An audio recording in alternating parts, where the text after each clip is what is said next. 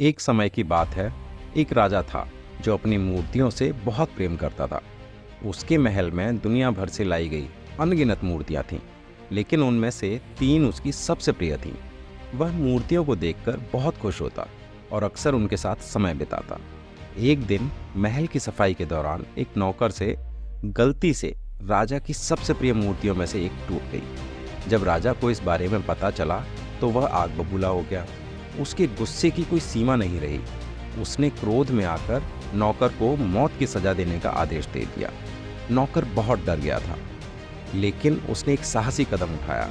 उसने तुरंत ही बाकी की 2 प्रिय मूर्तियों को भी तोड़ दिया। राजा यह देखकर स्तब्ध रह गया।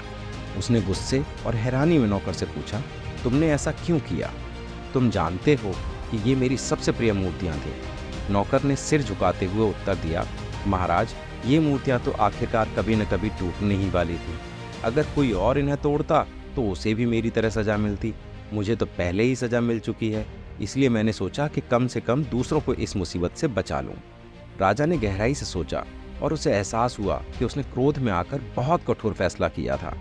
उसे समझ में आया कि जीवन की कीमत मूर्तियों से कहीं अधिक है। नौकर ने उसे यह सिखाया था कि किसी दुर्घटना के लिए इतनी कड़ी सजा देना उचित नहीं है।